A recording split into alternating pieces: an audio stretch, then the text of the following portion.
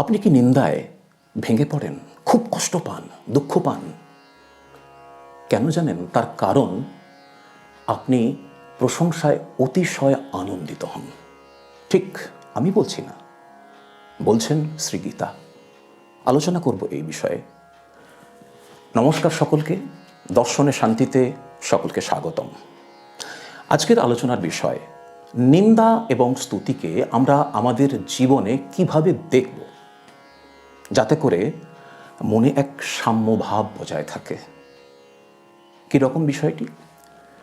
দেখুন, জীবন একটা প্রবাহ, লাইফ ইজ আ জার্নি। কখনো কখনো আমাদের কোনো ভূমিকায়, কোনো কাজে আমরা দেখি যে অত্যন্ত কটু মন্তব্য ধেয়ে আসছে, অত্যন্ত তির্যক মন্তব্য, যাতে আমরা আহত হই, কষ্ট পাই, ভেঙে পড়ি ভিতর থেকে। মনে হয় এটা কি সত্যিই আমার ভুল ছিল? আমরা সত্যিই কি ভুল করি সব সময়? তা কিন্তু নয়, বিষয়টা অন্য। দেখুন বিষয়টা কীরকম। শ্রী গীতায় শ্রী ভগবান বলছেন দ্বাদশ অধ্যায়ে, তুল্য নিন্দা স্তুতির মৌনি সন্তুষ্ট येन केनचित् অনিকেত স্থির মৌতির ভক্তিমান প্রিয় নর। অর্থাৎ এক কথায়, প্রশংসায় যদি আপনার মন উল্লসিত হয়, বিগলিত হয়, আপ্লুত হয়, আনন্দিত হয়, তবে নিশ্চয় যেন নিন্দায় তা বিষণ্ণ হবেই। আসলে যখন কেউ প্রশংসা করেন, আমরা এতটাই আপ্লুত হয়ে যাই যে আমাদের আত্মবিশ্বাস, আমাদের মানসিক স্থিতিকে আমরা নড়িয়ে দিই। কীরকমভাবে? অর্থাৎ কেউ প্রশংসা করলো মানে আমি ভালো কাজ করেছি, অর্থাৎ আমার কাজটা সত্যিই ভালো কি ঠিকঠাক হয়েছে কি মন্দ হয়েছে তার মূল্যায়ন নিজে না করে অপরের মূল্যায়ন দ্বারা প্রভাবিত হচ্ছে। তো যখন একটা কয়েনের তো দুটো দিক আছে, আপনি তো অস্বীকার করতে পারেন না। তো যখন প্রশংসায় আমরা আপ্লুত হচ্ছে, মানে নিজের মানসিক স্থিতিকে আমি অপরের হাতে ছেড়ে দিলাম। ঠিক তখনই কেউ যখন নিন্দা করলো, তখনও আমি কাজটা সত্যিই ঠিক করেছি কি না, সত্যিই কি আমার এই কথাগুলো প্রাপ্য কি না, এটা না ভেবে ওই আমার নিজের মানসিক স্থিতিকে অপরের কথার দ্বারা প্রভাবিত হওয়ার সুযোগ করে দিলাম। অর্থাৎ যে বিষয়টা আমি বলতে চাইছি সেটা হচ্ছে, দেখুন নিন্দা প্রশংসা থাকবেই, কিন্তু প্রশ্ন হচ্ছে আত্মবিশ্বাস। নিন্দায় বিষণ্ণ হওয়া, প্রশংসায় আপ্লুত হওয়ার আগে নিজের মূল্যায়ন আমাদের করা প্রয়োজন, যে সত্যি কাজটা আমি ঠিক করেছি তো।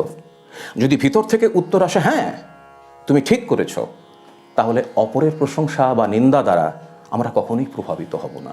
আর তা যদি না হয়, তাহলে আমাদের মানসিক স্থিতিও নড়বে না। এই যে বিষয়টি, এটা মাথায় রেখেই ওই যে বললাম, গুণীজনেরা বলেছেন, হাতি চলে বাজার মে কুত্তা ভুঁকে হাজার, সাধুন কো দুর্ভাব নেই হ্যাঁ জব নিন্দে সংসার। হাতি রাস্তা দিয়ে চলে যায়, কুকুর তো চিৎকার করবেই, সেটা তো ধর্ম। নিন্দা যে করবে সে তার ধর্ম, সে করে একটা আত্মপ্রসাদ লাভ করছে, সেটা তার ধর্ম।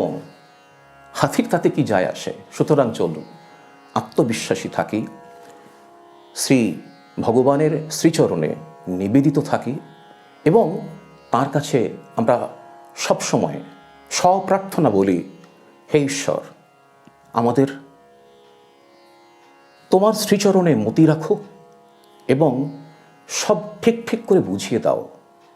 আর এই পথে চলেই আসবে আমাদের জীবনে পরমা শান্তি।